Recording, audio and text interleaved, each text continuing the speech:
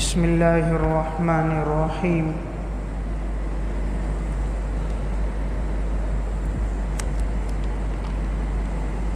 یا ایہا الذین آمنوا من یرتد منکم عن دینہ فسوف یأتی اللہ بقوم یحبهم ویحبونہ اذلۃ علی المؤمنین اعزۃ علی الکافرین یجاہدون فی سبیل اللہ ولا یخافون لومۃ لائم ذلک فضل اللہ یؤتیہ من یشاء واللہ واسع علیم۔ صدق اللہ العظیم۔ قرآن کریم میں اللہ رب العزت کا انداز مختلف رہا ہے۔ بعض مقامات پر اللہ رب العزت تمام لوگوں کو خطاب فرماتے ہیں، جس میں یا ایھا الناس کے ساتھ تذکرہ ہوتا ہے۔ اس میں ایمان والے لوگ بھی شامل ہوتے ہیں اور غیر مسلم لوگ بھی شامل ہوتے ہیں، اور بعض مقامات پر اللہ رب العزت صرف ایمان والے لوگوں کو خطاب فرماتے ہیں۔ اس خطاب میں کوئی غیر مسلم، کوئی یہودی، عیسائی، مجوسی اور مشرک اس میں شامل نہیں ہوتا۔ جب اللہ رب العزت صرف ایمان والوں کو خطاب فرماتے ہیں تو یہ بڑا اہم اور خصوصی خطاب ہوتا ہے۔ جس طرح دنیا میں اگر کوئی معزز انسان کسی کو اپنی گفتگو میں مخاطب بنائے، جبکہ بہت سارے لوگ بیٹھے ہوں، سینکڑوں آدمیوں کا مجمع ہے، اب اگر ملک کا وزیر اعظم، صدر پاکستان، وزیر داخلہ صرف اسی کو مخاطب کرے، دوسروں کی طرف اتنی توجہ نہ کرے، تو وہ انسان اس میں اپنے لیے بڑی عزت سمجھتا کہ اتنے تمام لوگوں میں مخاطب مجھے ہی کیا گیا، ساری گفتگو کا محور میں ہی رہا اور میری طرف ہی وہ متوجہ رہے، تو انسان اس کو اپنے لیے ایک اعزاز سمجھتا ہے۔ اسی طرح اگر کسی مجلس میں بہت سے لوگ ہوں اور کوئی مقتدی، پیشوا کسی ایک آدمی کو مخاطب کرے، اس کی طرف توجہ کرے، تو وہ اسے اپنے لیے ایک بڑی عزت سمجھتا ہے۔ تو اس سے بڑھ کر عزت کیا ہے کہ آسمان اور زمین کا خالق رب السماوات والارض صرف مجھے اور آپ کو مخاطب فرما رہے ہیں۔ اس میں دنیا میں کوئی اور انسان جو مسلمانوں کے علاوہ ہے وہ اس میں شامل نہیں۔ تو اللہ تعالیٰ نے جب ہمیں خطاب کیا تو ایسے خطاب میں اللہ بڑے خاص احکامات ارشاد فرماتا ہے۔ جب اللہ صرف مسلمانوں کو مخاطب کرتا ہے تو وہ بڑے اہم احکامات ہوتے ہیں، اس لیے اللہ انہیں مخاطب کرتا ہے۔ اس خطاب کے اندر محبت، مٹھاس اور لذت کتنی ہے کہ فرمایا یا ایھا الذین آمنوا، اے وہ لوگو جو میرے اوپر ایمان لے کر آئے ہو، ایمان لانے والوں میں تمہیں خطاب کر رہا ہوں۔ اب اللہ نے کیا خطاب فرمایا؟ اس آیت میں اللہ تعالیٰ نے ہمیں 5 باتوں کا حکم دیا۔ مزید اوصاف کون سے ہیں ان کا تذکرہ آگے آئے گا۔ اس آیت میں 5 باتوں کا تذکرہ ہے۔ یا ایھا الذین آمنوا من یرتد منکم عن دینہ، اے ایمان والو، اگر تم میں سے کوئی شخص اپنے دین سے مرتد ہو گیا، فسوف یأتی اللہ بقوم یحبهم، پس اللہ لے کر آئے گا ایسی قوم کو کہ وہ اللہ ان سے محبت کرے گا، وَيُحِبُّونَهُ، اور وہ اللہ سے محبت کریں گے۔ أَذِلَّةٍ عَلَى الْمُؤْمِنِينَ، وہ ایمان والوں پہ بڑے نرم ہوں گے، أَعِزَّةٍ عَلَى الْكَافِرِينَ، اور کفار پہ بڑے سخت ہوں گے۔ يُجَاهِدُونَ فِي سَبِيلِ اللَّهِ، وہ اللہ کے راستے میں جہاد کرنے والے ہوں گے، وَلَا يَخَافُونَ لَوْمَةَ لَائِمٍ، اور وہ اس بارے میں کسی ملامت کرنے والے کی ملامت سے خوف زدہ نہیں ہوں گے۔ ذالک فضل اللہ یؤتیہ من یشاء، یہ اللہ کا فضل ہے، جسے چاہتا ہے اللہ اپنا یہ فضل عطا کرتا ہے۔ واللہ واسع علیم، وہ کشادہ ہے، جاننے والا ہے۔ اس آیت میں 5 باتوں کا حکم دیا۔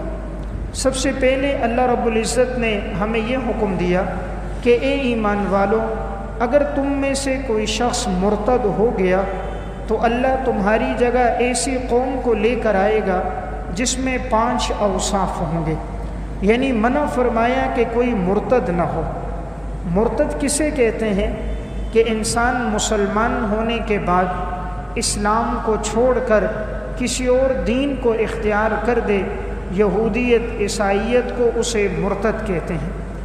شریعت میں اس کی سزا یہ ہے کہ ایسے آدمی کو 3 دن مہلت دی جاتی ہے، اس کے ذہن میں جو شکوک و شبہات ہوں انہیں دور کیا جاتا ہے۔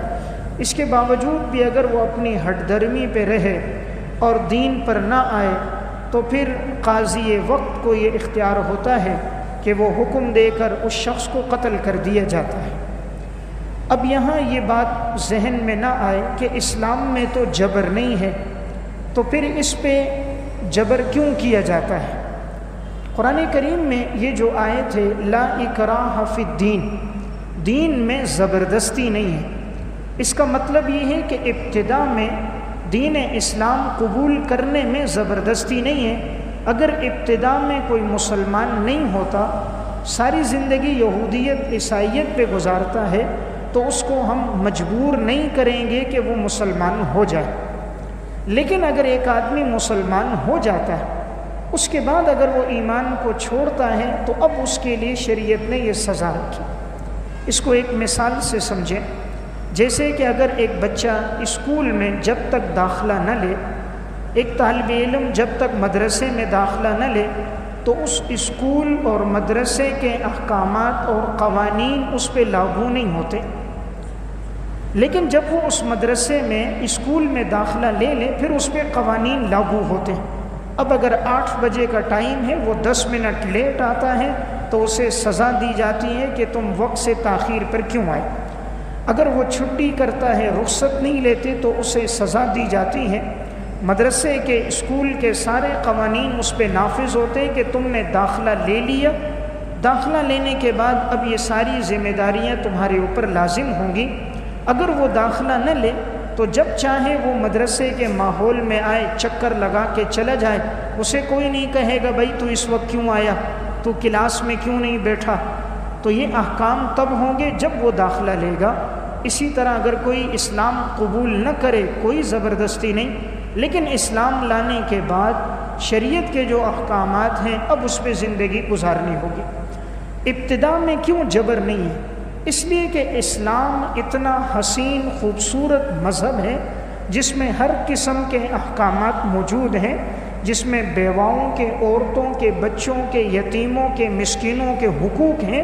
اس میں اتنا حسن و جمال ہے، اس میں زبردستی کرنے کی ضرورت ہی نہیں۔ خود جو آدمی دین کو پڑھتا ہے اگر وہ عقل سلیم والا ہوتا ہے تو خود مذہب میں داخل ہو جاتا ہے۔ دیکھیں، حسین چیز کی طرف دعوت نہیں دی جاتی، فطرت خود اس کی طرف متوجہ ہوتی ہے۔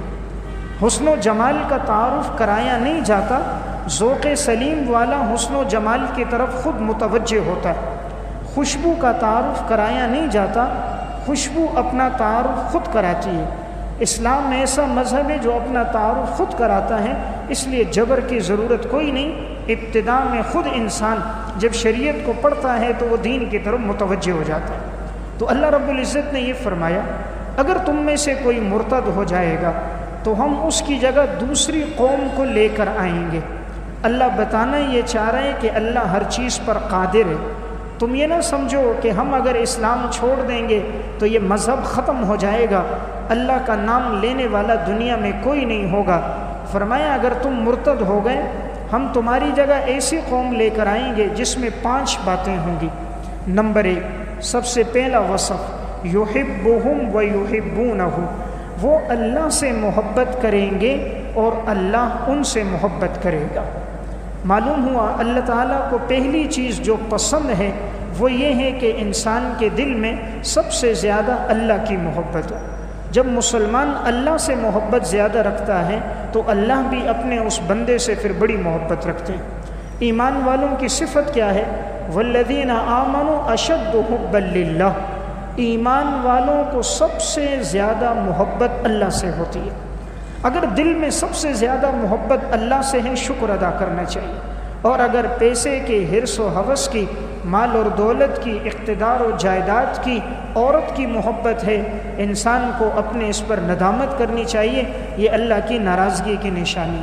جب اللہ راضی ہوتا ہے تو سب سے پہلی بات بیان فرمائی، ہم اس کے دل میں اپنی محبت ڈال دیتے ہیں، اور جب اللہ ناراض ہوتا ہے اللہ اس کے دل سے اپنی محبت نکال دیتا ہے۔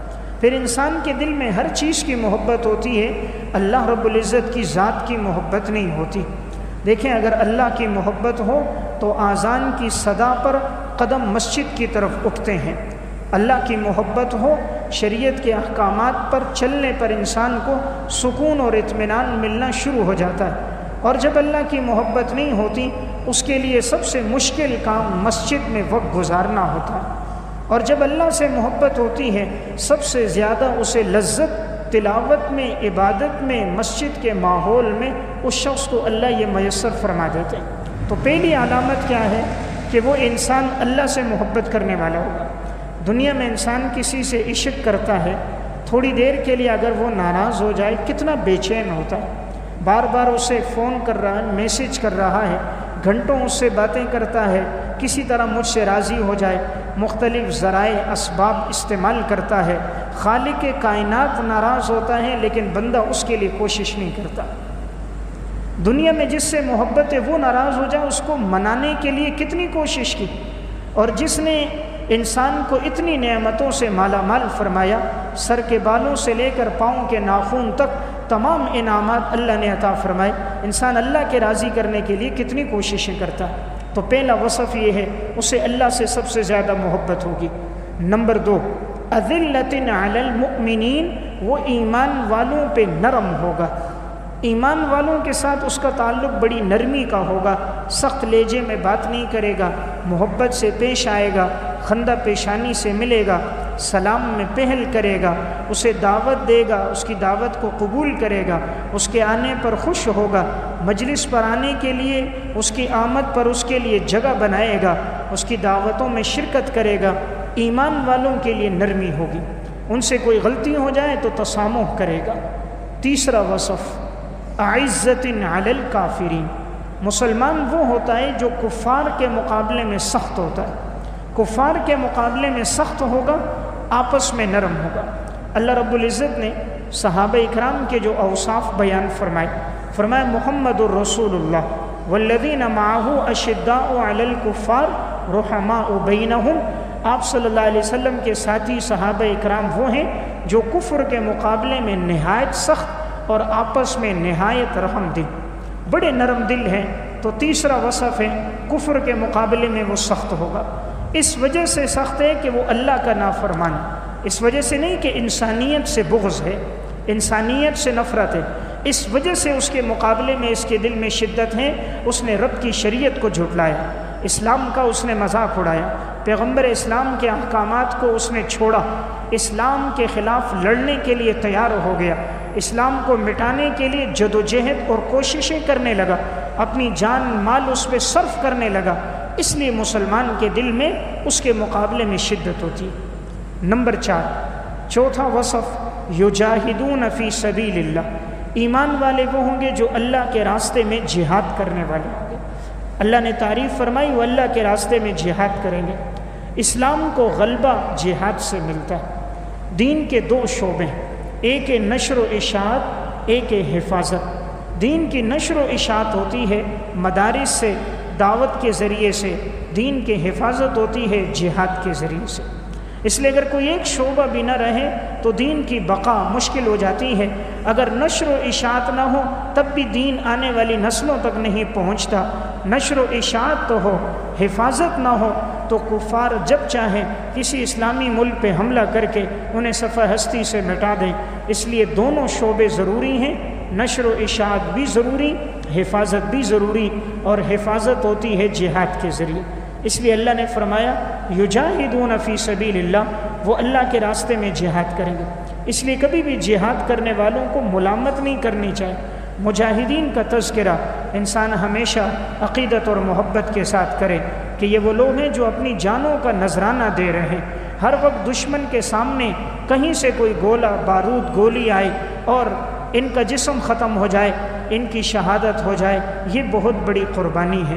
جان کی قربانی سب سے بڑی قربانی، انسان کو سب سے زیادہ محبت اپنی جان سے ہوتی ہے، اس لیے بیمار ہو جائے مہنگے سے مہنگے ہسپتالوں میں علاج کرواتا ہے، تو جو آدمی کفر کے مقابلے میں جان دے رہا ہے اللہ تعالیٰ کو یہ انسان بڑا پسند ہے۔ صحابہ اکرام ایک مرتبہ بیٹھے تھے، آپس میں یہ بات چلی اللہ کو کون سا عمل سب سے زیادہ پسند ہے تاکہ ہم وہ عمل اختیار کریں۔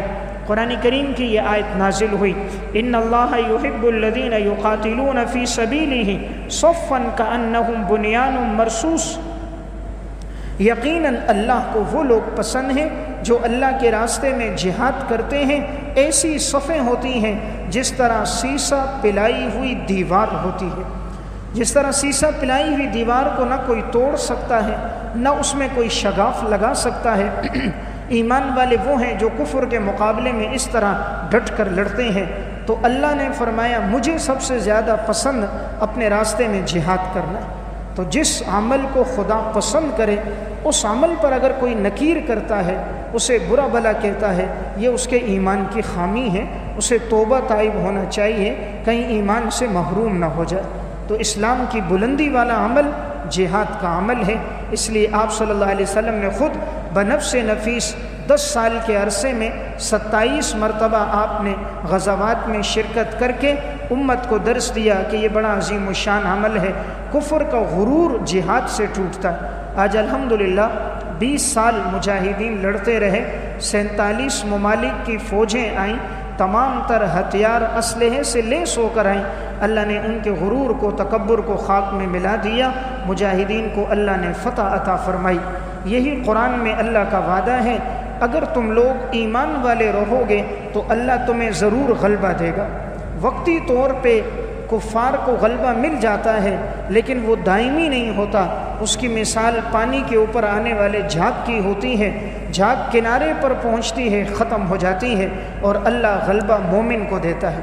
اس لیے قرآن کریم میں ایک آیت ہے جس میں اللہ رب العزت نے فرمایا وَلَا تَهِنُوا وَلَا تَحْزَنُوا وَأَنْتُمُ الْأَعْلَوْنَ إِن كُنتُم مُؤْمِنِينَ، کبھی سستی میں نہ پڑ جانا، غمگین اور پریشان نہ ہونا، تم ہی غالب رہو گے اگر تم ایمان والے ہو۔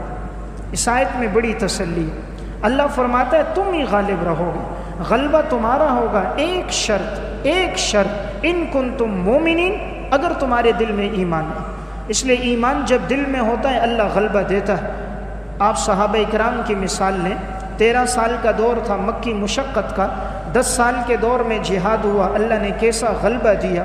خلفائے راشدین کے دور میں جہاد ہوا، کیسا غلبہ ہوا، آدھی سے زیادہ دنیا میں اللہ تعالیٰ نے انہیں فتح عطا فرما دی، فتوحات بڑھتی گئی۔ اس لیے قرآن کریم میں یہاں چوتھا وصف ہے جو اللہ کے راستے میں جہاد کرتے۔ نمبر 5 وَلَا يَخَافُونَ لَوْمَةَ لَائِمٍ، اور وہ کسی ملامت کرنے والے کی ملامت سے نہیں ڈرتے، کسی ملامت کرنے والے کی ملامت سے خوف زدہ نہیں ہوتے۔ دیکھیں انسان جب دین کی دعوت دیتا ہے یا خود دین پر آتا ہے، 2 قسم کے لوگوں سے واسطہ پڑتا ہے۔ نمبر 1 مخالفین سے، نمبر 2 اپنے علاقے والے عزیز و اقارب رشتہ دار برادری والوں سے۔ اسی طرح کسی بھی تحریک کا آغاز ہوتا ہے، 2 قسم کے لوگ ہوتے ہیں، ایک وہ ہوتے ہیں جو تحریک کو دبانے کے لیے مخالفت کرتے ہیں، لڑتے ہیں، انہیں مارتے ہیں، مال و زر کو نقصان پہنچاتے ہیں، ان سے مقابلہ آسان ہوتا ہے، انسان کو پتہ ہے یہ میرا مخالف ہے، وہ جان کی بازی لگاتا ہے، ان سے لڑتا ہے، اللہ اسے فتح دے دیتا ہے۔ دوسری تکلیف پہنچتی ہیں ان لوگوں سے جو اپنے لوگ ہوتے ہیں، اپنے رشتہ دار، اپنے قریب والے۔ جب انسان دین پہ لگتا ہے وہ تانے دینا شروع کرتے ہیں، وہ ملامتیں کرنا شروع کرتے ہیں، وہ جملے کسنا شروع کر دیتے ہیں۔ یہ وقت انسان کے لیے بڑی پریشانی کا ہوتا ہے، کچھ کہہ بھی نہیں سکتا، اپنا بھائی، اپنا والد، گھر کے اندر بیٹی نے پردہ شروع کر دیا، بھائی مخالفت شروع کر دیتا، بیٹا داڑھی رکھ دے، باپ مخالفت شروع کر دیتا، شوہر دین پہ چلنا شروع ہو جائے، بیوی کہتی ہے مجھے تیرے چہرے پہ یہ داڑھی پسند نہیں، تیرے یہ پانچوں کا ٹخنوں سے اٹھنا مجھے پسند نہیں، برادری والے تانے کسنا شروع کرتے ہیں۔ یہ دن انسان کے لیے بڑی تکلیف کا ہوتا ہے۔ اس لیے اللہ نے فرمایا میرا مومن بندہ وہ ہوگا جو مخالف سے بھی لڑے گا، اپنوں کے تانے بھی سنے گا، صرف اللہ کے لیے سنے گا۔ وَلَا يَخَافُونَ لَوْمَةَ لَائِمٍ، کسی ملامت کرنے والے کی ملامت سے نہیں ڈرے گا۔ موقع شادی کا ہوگا، وہ رسم و رواج پہ نہیں چلے گا، وہ موسیقی نہیں چلائے گا، اس کے ہاں فحاشی عریانی نہیں ہوگی۔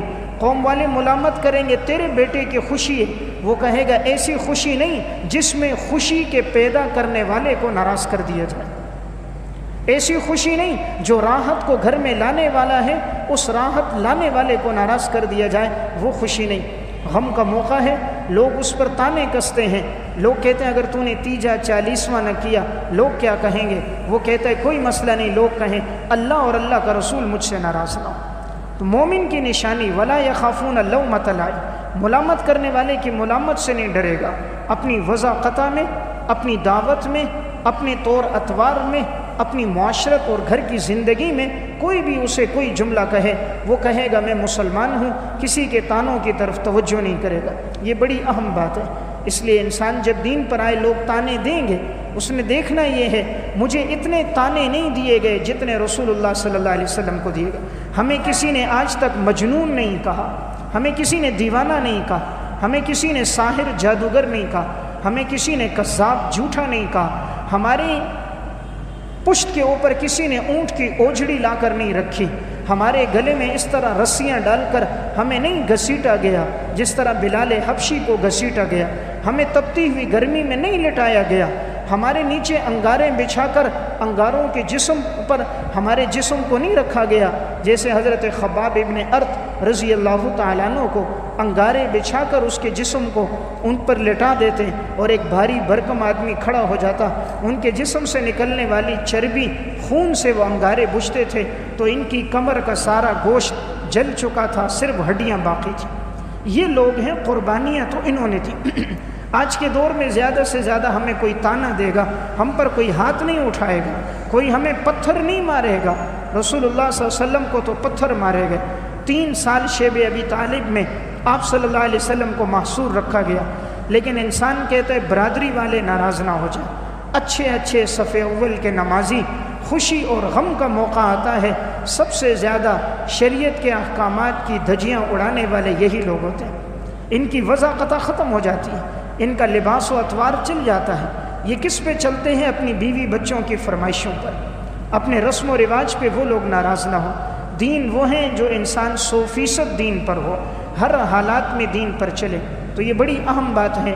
وَلَا يَخَافُونَ لَوْمَةَ لَائِمٍ، ملامت کرنے والے کی ملامت سے نہیں ڈرتے۔ ذَلِكَ فَضْلُ اللَّهِ يُؤْتِيهِ مَن يَشَاءُ، یہ اللہ کا فضل ہے، اللہ جسے چاہتا ہے عطا کرتا ہے۔ یہ جو آخری ایک اہم بات ہے کہ ملامت کرنے والے کی ملامت سے نہ ڈرے، یہ اللہ کا فضل ہے۔ اللہ کسی کسی کو یہ خوبیاں دیتا ہے، واللہ واسع، اللہ یہ خوبیاں کیسے دیتا ہے؟ کہا اللہ تو کشادہ ہے، تمام خوبیوں کا پیدا کرنے والا وہی ہے، اس کے خزانے میں کمی کوئی نہیں، واسع ہے، علیم ہے، وہ جانتا ہے کس کو کس خوبی کی ضرورت ہے، کس کو کون سی خوبی دینی چاہیے، کس میں کون سی خوبی ہے وہ جانتا ہے، کس کا ظاہری لبادہ اور ہے اندر کیا ہے وہ اللہ جانتا ہے۔ فرمایا علیم ہوں، میں تمہارے دل کے سینے کے رازوں کو بھی جانتا ہوں۔ تو قرآن کریم کے ان آیات میں اللہ رب العزت نے ہمیں 5 باتوں کا حکم دیا جسے ہم میں سے ہر ایک اپنی زندگی میں لے کر آئے۔